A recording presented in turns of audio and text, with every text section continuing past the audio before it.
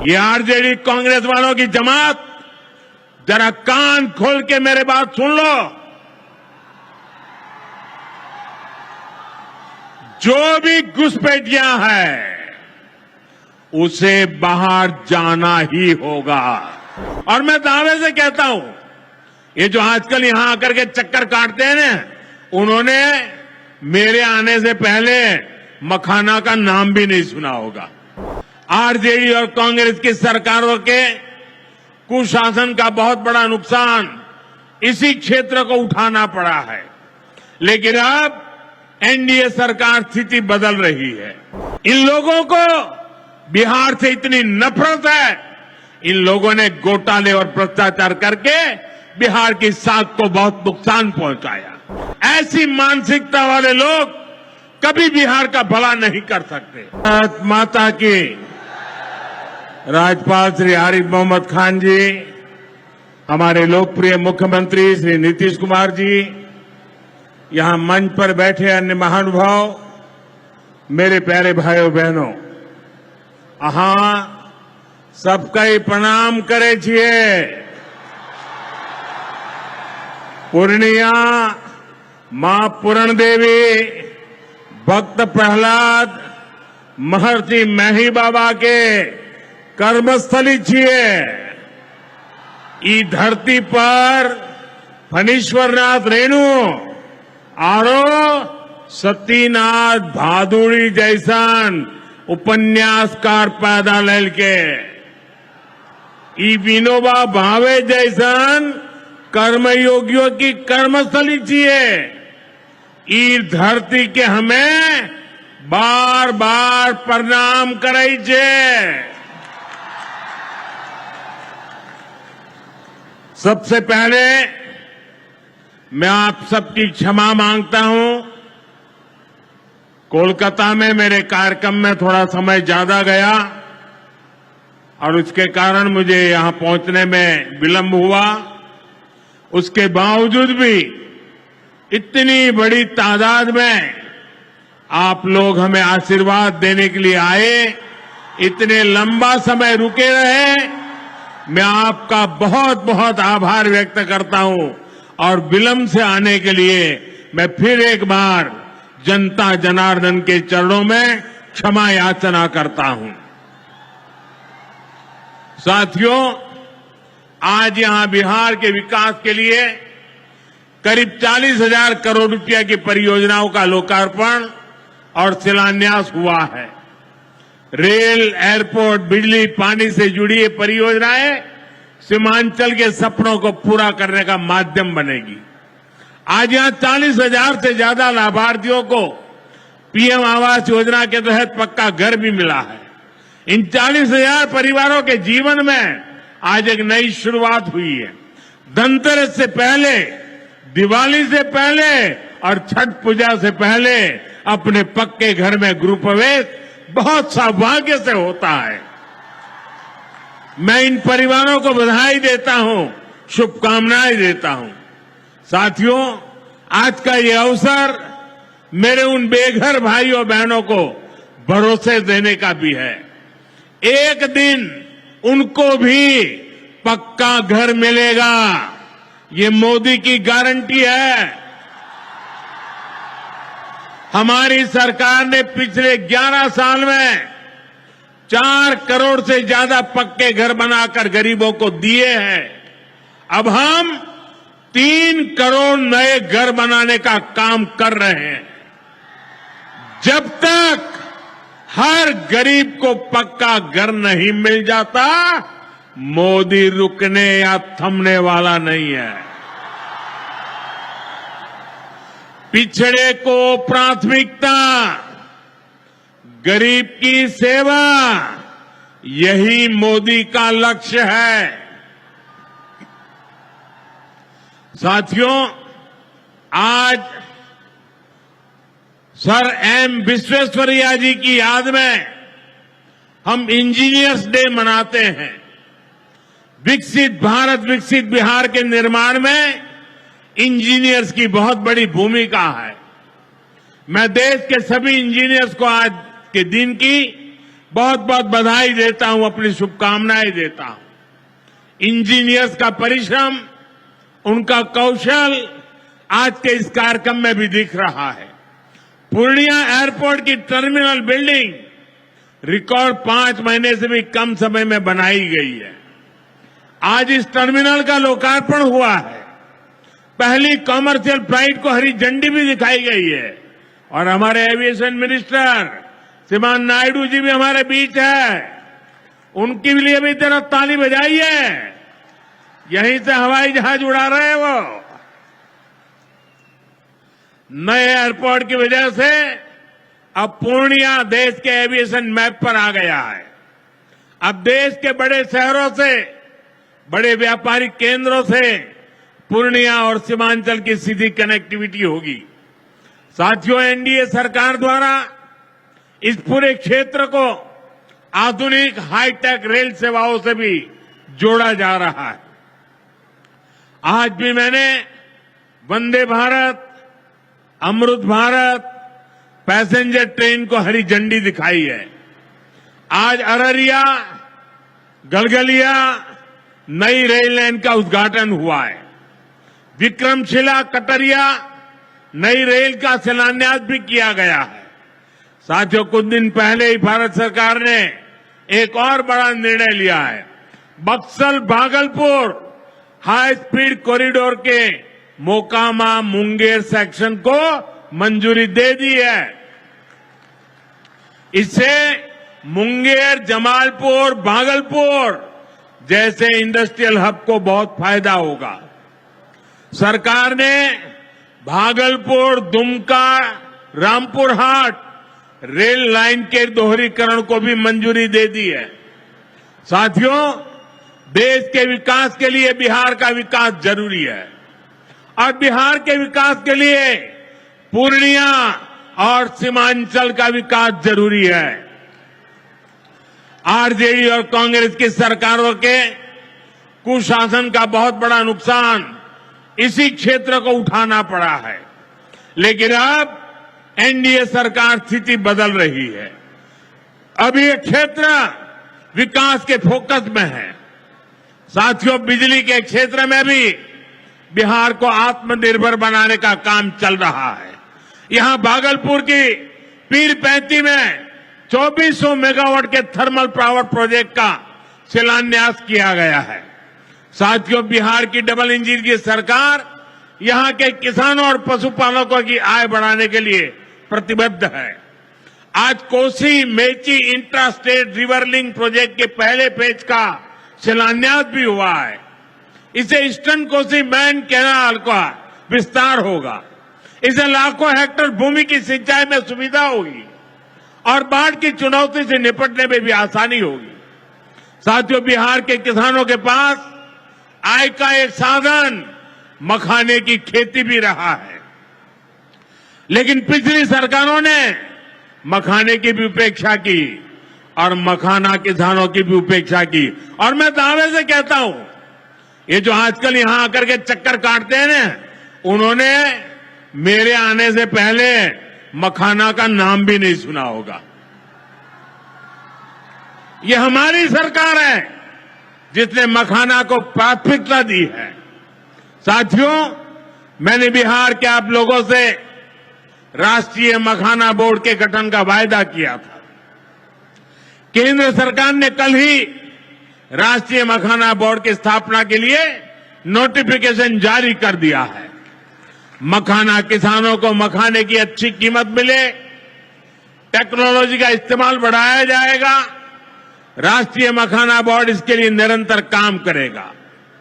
मखाना sector के विकास के लिए हमारी सरकार ने करीब 550 करोड़ रुपए की योजना को मंजूर किया है।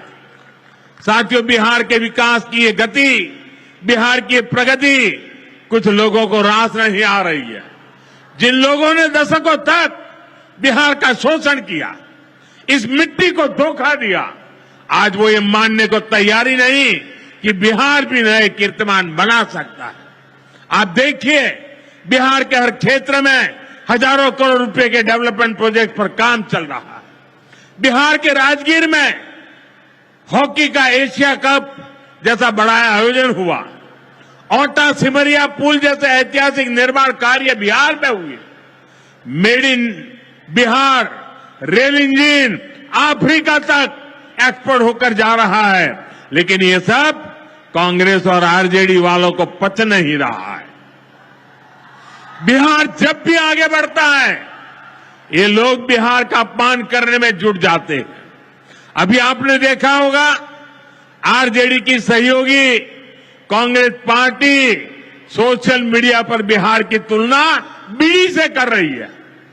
इन लोगों को बिहार से इतनी नफरत है, इन लोगों ने घोटाले और भ्रष्टाचार करके बिहार की साख को बहुत नुकसान पहुंचाया।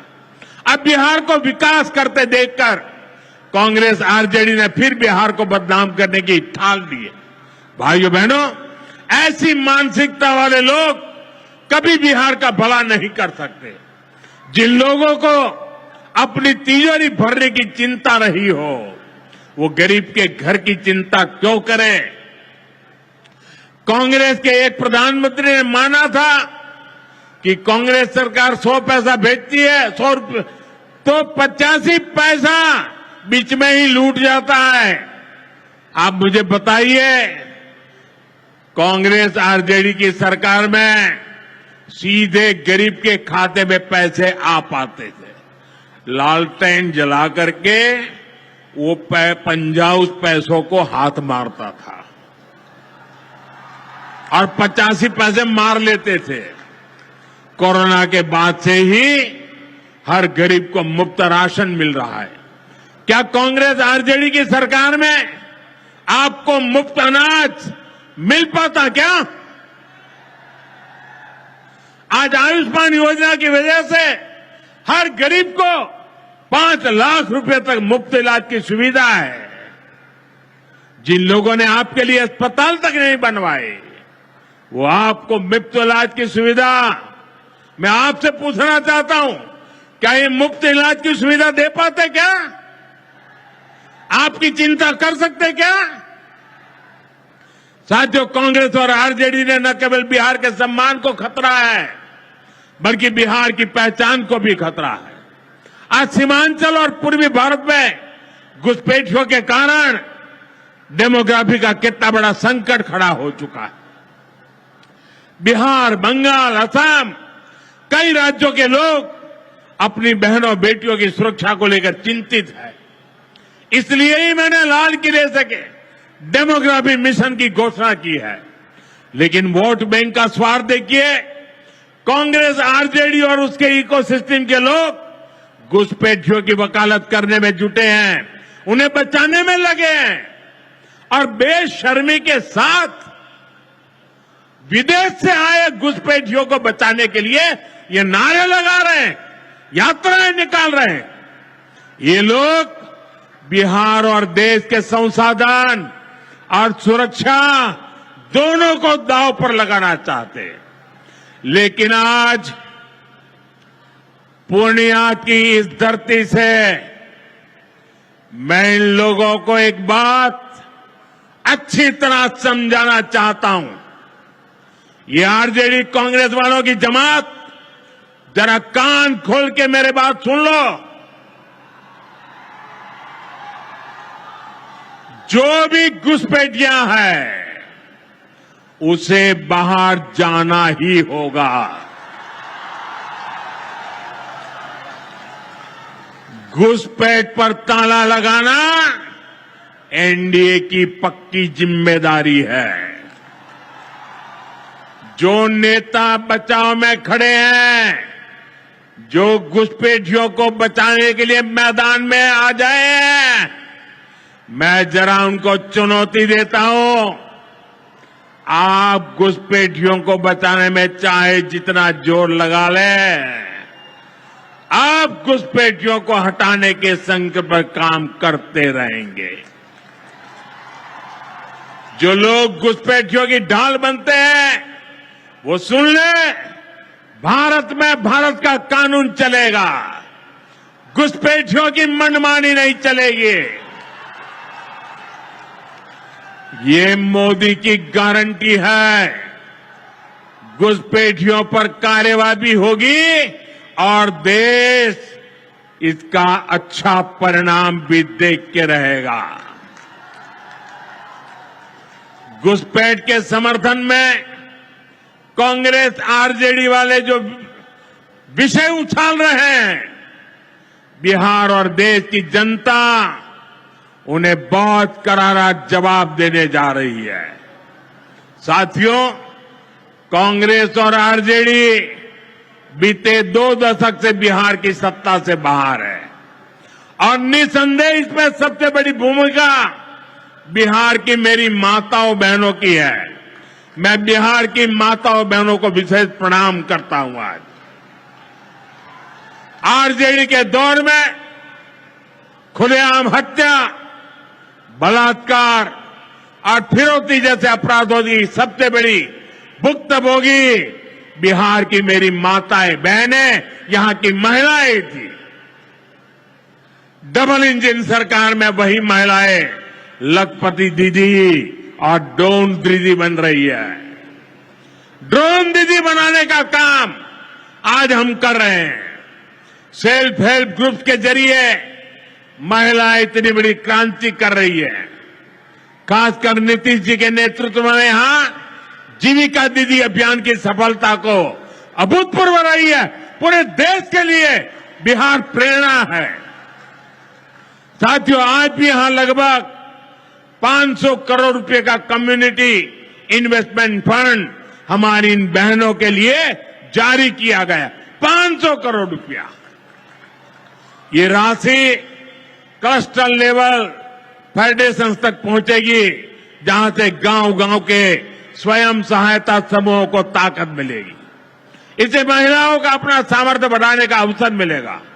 साथियों, आरजेडी और कांग्रेस के लिए सिर्फ अपने परिवार की चिंता ही सबसे बड़ा काम है।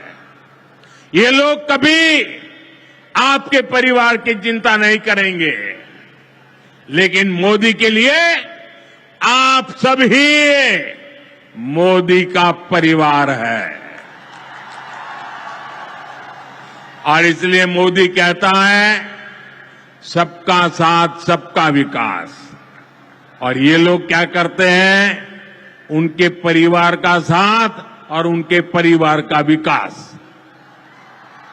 इसलिए भाइयों बहनों, मोदी आपके खर्च की चिंता करता है, आपके बचत की चिंता करता है। आने वाले दिनों में कई पर्व और त्योहार आने वाले हैं। इस बार दिवाली और छठ से पहले हमारी सरकार ने गरीब और मध्यम वर्ग के लिए एक बहुत बड़ा उपहार दिया है। आज 15 दिसंबर है। अब से ठीक हफ्ते बाद नवरात्र का पहला दिन आएगा और उसी दिन 22 सितंबर से देश में जीएसटी एकदम कम हो जाएगी। देश में आपकी रोजमर्रा की जरूरतों की ज्यादातर चीजों पर जीएसटी में बड़ी कमी की गई है। यहां आई मेरी माताओं बहनों, मैं खास तौर पर बताना चाहता हूं, जीएसटी कम होने से माताओं बहनों का रसोई का खर्च बहुत कम होने वाला है।